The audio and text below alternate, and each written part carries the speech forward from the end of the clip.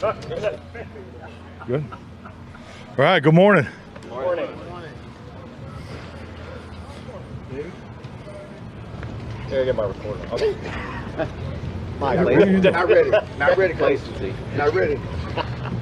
After day off, too. David Moore, Dallas Morning News.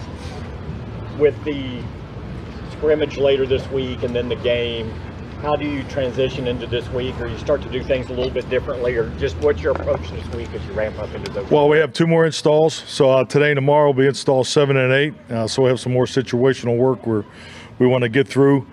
And then we'll shift gears on Wednesday as far as cleanup. It'll be an install cleanup, and then we'll get ready for practice against Rams Thursday.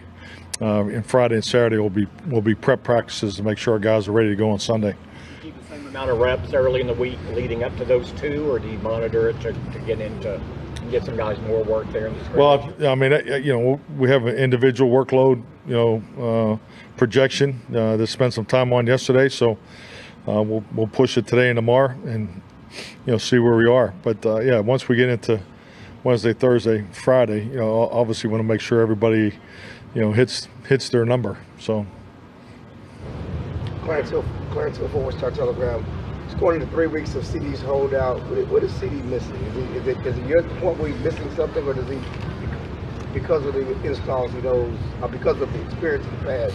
Yeah, I think just like anything, I mean, this is a business matter, and we all understand, and that he's putting the time in now. But when he gets here, we'll take to be honest, we got to be smart when he gets here. We got to ramp him up and get him ready to go. But there's a lot of investment in CD and in Dak, so we have a good foundation there to lean on. Mike, Todd Archer with ESPN. Demarcus Lawrence, have you seen him develop almost like coach-like with some of the guys down there and kind of helping those guys, teach them little tricks? Yeah, definitely. I definitely put him in the category of a mentor. I mean, he's not only, not just the football part of it, but, he's one of the veterans you'll see spend extra time with the young players in the locker room. He just talking with our young players. They have commented, he was one of the guys that came back to the rookie locker room area, spent some time with those guys early in the off-season program. So, yeah, he's definitely a really good mentor to a lot of our players. Health-wise, there are a couple of guys you thought would be able to go today. Is Guyton going to be okay? No, Guyton won't be able to go today. He's going to be working prehab with Britt. John Machota with The Athletic. With the running back by committee that you guys are going to do this year, do you already have a good idea right now of how you think that'll break down, or is that something it'll kind of determine once the season? Yeah, definitely. I mean, it needs to solve itself. I think just like anything, you have projection of how you want to play.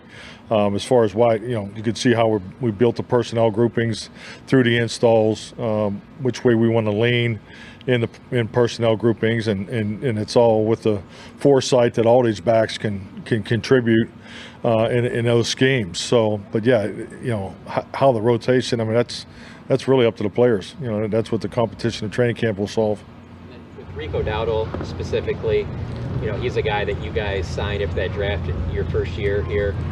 What do you think it has allowed him to grow the most to where you guys feel that you have a lot of confidence in him? I would say the adversity of it. I mean, he had some tough luck there the first couple of years with the injuries, and he just never blinked.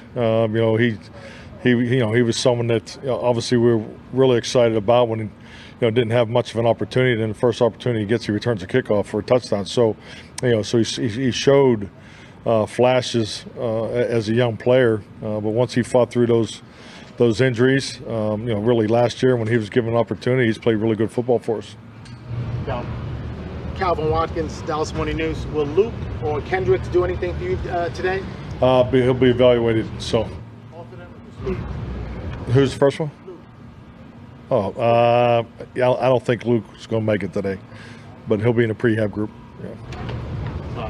Saad Yusuf, The Athletic. Mike, second week in pads is kind of where temperatures start to rise a little bit in terms of the intensity. Haven't seen a different team yet. Do you talk to your team?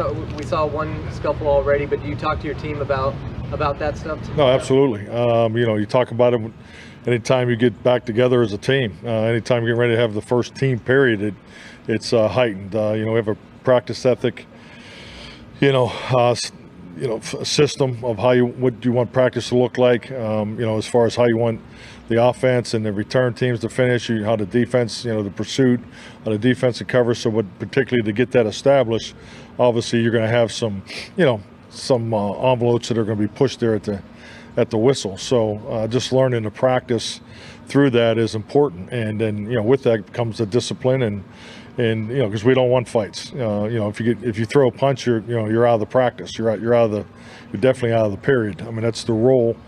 And we need to administer it because it's the same thing in games. So yeah, the discipline of handling yourself at that emotional pitch moment is important, and you have to get it in practice if you think you're going to be able to do it in the game. And Kayden Carson, what have you seen from him in terms of outside inside versatility, just him overall as a player? What have you seen from him? I think the obvious is his youth, but God, I'm excited about his flexibility, and he's very natural in there. It's not too big for him. I think he's going to be a really, really good player for us. How much he contributes will really determine really how these reps go and how much time he gets inside and outside. But I think he's having a very, very good camp. He's had flash plays almost every single day. Jared Bell, USA Today. Can you shed some light on your expectations for Mike Zimmer's defense in terms of the personality? How will this defense look different under Zimmer? And then also on top of that, how have you seen that kind of progress as you put pads on? Yeah, but when we hired Mike, we were clearly committed to a system change, and we've done that.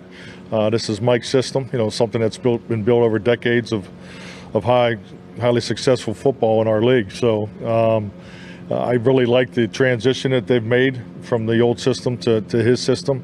The language challenges. There are common concepts and things that there is carryover. So I think our players and coaches have done a really good job of bringing that forward.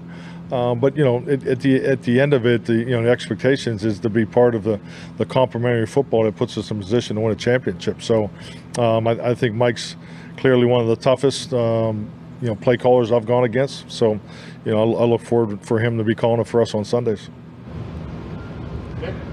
Nick Harris, DallasCowboys.com. In Saturday's practice, we saw a lot of young guys get some extra pretty valuable reps, and just kind of with the nature of the offseason, a lot of youth is going to have to step up this season. How have you seen the young guys really respond to that so far in camp? I think the young guys are doing a great job, particularly in their energy, the competition part of it, and so forth. But if I'm going back through the numbers, our numbers are probably similar to the last 2 years, and I'm talking about in the mental challenge, missed assignments and mental errors. So actually the pattern is almost identical to 2022, which is the irony of these numbers. I always get it, the curiosity of it. So we're on a good path. 22 and 23 were both really, I'd say, good years as far as that challenge. Definitely better than 2021. So. And a big part of that is the young guys, and that's really where the brightest light is your young players. So we have 6 installs in this. I hope they don't hit the wall here, which history can prove is a challenge in this install 7 and install 8. So this is these are 2 really challenging days for them. Jeff Kolb with Fox 4. You've had some really strong pass-catching groups in your time here, years where we talked about potentially 3 individual 1,000-yard receivers. When you think about where CD's at, Brandon Cooks being in year 2, how excited are you about this group compared to some of the ones you've had?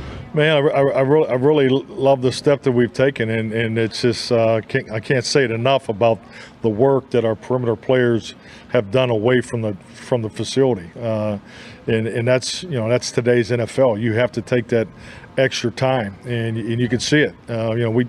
We have a video that we just kind of keep reinforcing the connection between the quarterbacks and the perimeter players every day, and I try to cut it to 12 to 14. I had 38 just from Saturday's practice. So it's just when you see that much quality in numbers, so the guys have done a really nice job there. So, but yeah, we definitely have taken a step, particularly this time of year, clearly taken a step from where we were this time last year.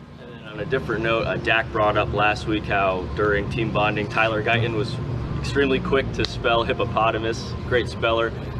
Any team bonding activities that you've really enjoyed over the years you're able to share?